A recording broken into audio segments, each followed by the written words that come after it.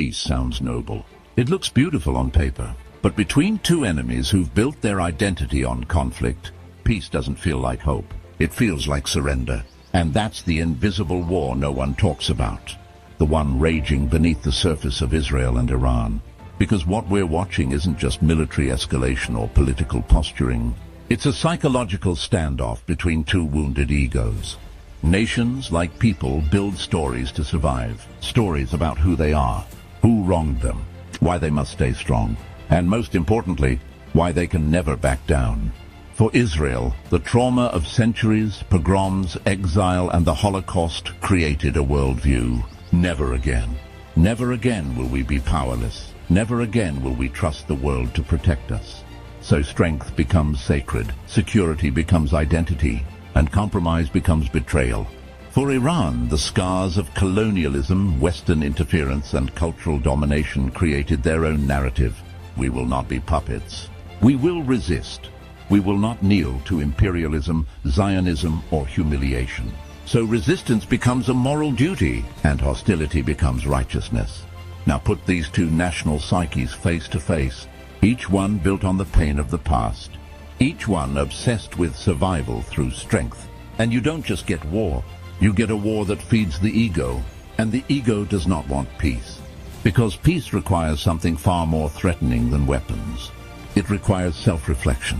Carl Jung once said, "The greatest burden a child must bear is the unlived life of the parents." But what if the same is true of nations? What if Israel and Iran are still carrying the unlived wounds of their ancestors, projecting them forward in bombs, borders, and rhetoric? In that case, peace isn't just political, it's psychological suicide, because it threatens to erase the very pain that gave them purpose. And when identity is built on trauma, healing doesn't feel safe. It feels like losing who you are. Let's get something clear. Peace isn't hard because the logistics are complicated. It's hard because the ego is fragile. And both Israel and Iran have egos built from deep inherited wounds. For Israel, history is a wound that never fully healed. A nation reborn after genocide, surrounded by threats, trained from birth to believe that any sign of weakness could mean extinction. And so the Israeli psyche has absorbed this. If we're not strong, we won't survive. If we let our guard down, they will destroy us. Peace is only possible when we are in control. Now flip the mirror. Iran sees itself as a civilization that was once great, invaded, manipulated, and poisoned by outsiders. From the British to the Americans, and now, in their eyes, by Israel. The Islamic Revolution didn't just change their politics. It rewired their identity. Resistance became holy. And standing against Israel became a symbol of standing against Western domination. So now you have two national egos, both forged in trauma, both obsessed with strength, both terrified of being seen as weak. That's why peace feels like surrender. Because for peace to happen, one side has to stop posturing. One side has to say, maybe we were wrong, maybe we misunderstood, maybe our survival doesn't depend on dominance. But here's the truth. That's not a political risk. It's an ego death. And ego death is terrifying because it means stripping away everything you've used to justify your pain. The speeches, the threats, the retaliation, the moral high ground. It means letting go of the one story that's kept your identity intact. And who are you without your story?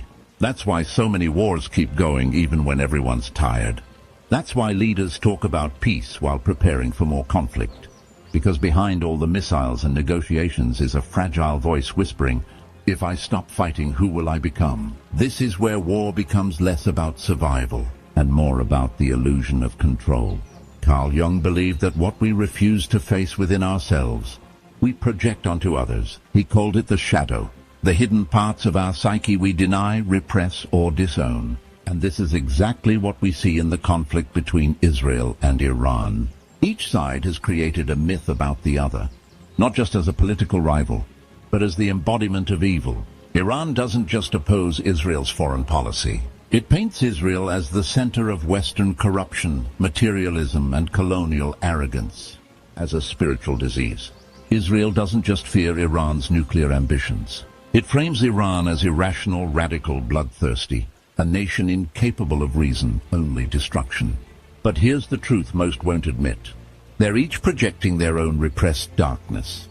Iran, for all its moral posturing, has its own history of oppression, censorship, and hypocrisy. By focusing all of that darkness onto Israel, it avoids confronting the rot inside its own system. Israel, for all its talk of democracy and survival, has its own wounds. Military occupation, internal division, the moral weight of its own power. By casting Iran as the ultimate monster, it avoids looking in the mirror. It's easier to believe that they're the problem, that they're the threat, that we are righteous, that we are the victim. Jung warned, everything that irritates us about others can lead us to an understanding of ourselves. But in war, that insight is buried under years of hatred and fear. Projection becomes a weapon, dehumanization becomes strategy, and slowly, both sides become blind to how much they've come to resemble the very evil they claim to fight. Because the more you demonize your enemy, the more you stop seeing their humanity and start losing your own. And this is what makes peace so difficult, because real peace isn't just a ceasefire. It's a confrontation with the shadow, a moment of terrifying honesty where each side must ask, what if some of what we hate in them exists in us? And for nations built on purity myths and moral certainties, that kind of truth is more threatening than war itself. Hatred isn't just an emotion. Over time, it becomes a habit. And if that habit goes unchallenged for long enough, it turns into identity. That's what's happened between Israel and Iran. The conflict is no longer just about politics, land, or nuclear threats. It's about something far more powerful. Emotional dependency. Because whether they admit it or not, both nations need the other to keep their internal worlds from collapsing. Iran uses Israel as a symbol, a justification for control, censorship, military spending, and religious ideology. The regime positions itself as the brave moral shield against Western corruption and Zionist influence. And the people, even if they're tired of war, are taught to channel frustration outward, never inward. Israel, on the other hand, uses Iran as its ultimate justification for defense policy, surveillance, aggressive security measures, and political unity. The threat of Iran is a tool, one that helps maintain the feeling that the state must always be on high alert, always on the edge of survival. And here's where it gets disturbing. The fear becomes familiar. It's woven into school lessons, news cycles, national anthems, daily conversations. It becomes comforting in the same way a bad habit does. Predictable, automatic, and strangely reassuring. This is emotional addiction at a national level. Like someone who keeps going back to a toxic relationship, not because it's good, but because it feels normal. Because the alternative, peace, feels uncertain. It feels like stepping into a world with no script. No clear enemy, no role to play. And here's the psychological trap. Once hatred becomes part of identity, peace feels like erasure. If I stop hating you, what do I do with the years I spent resenting you?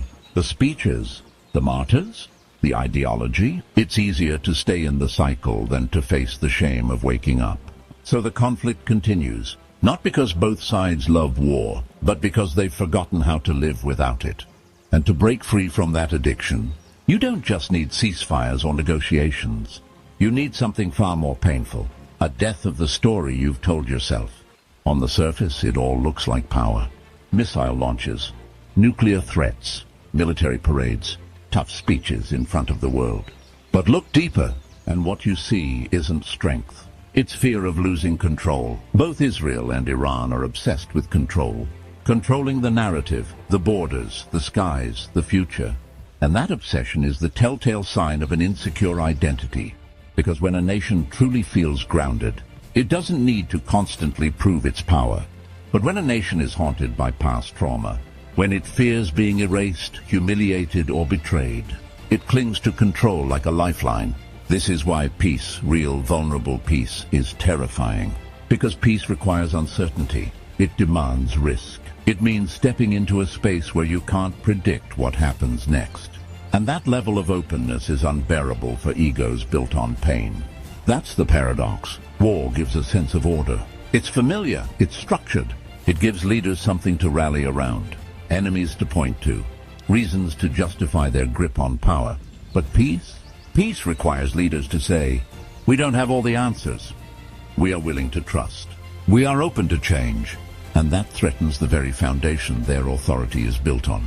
So instead of surrendering the illusion of control, they double down on aggression. They turn diplomacy into theater. They sabotage talks. They reframe compromise as weakness, all because deep down they're terrified, not of the other side, but of what it would mean to live without the war.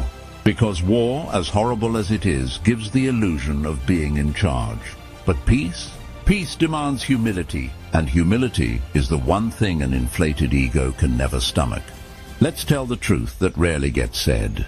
Peace doesn't make people rich. It doesn't win elections, and it doesn't keep populations obedient. But war is profitable on every level. In both Israel and Iran, war fuels something deeper than money: control. Because when people are afraid, they don't ask questions. They follow orders. They vote for the strongman. They tolerate surveillance, censorship, propaganda, all in the name of safety, and fear becomes currency. For Iran's leadership, the conflict with Israel justifies their grip on power. It turns political dissent into treason. It paints reformers as traitors to the cause. We must remain united against the Zionist threat. And for Israel's politicians, Iran is the perfect enemy, a nuclear boogeyman, a justification for ironclad security, massive military funding, and national unity. Any opposition, any push for moral reflection can be shut down with one line: "You're being naive. Don't forget who our enemies are."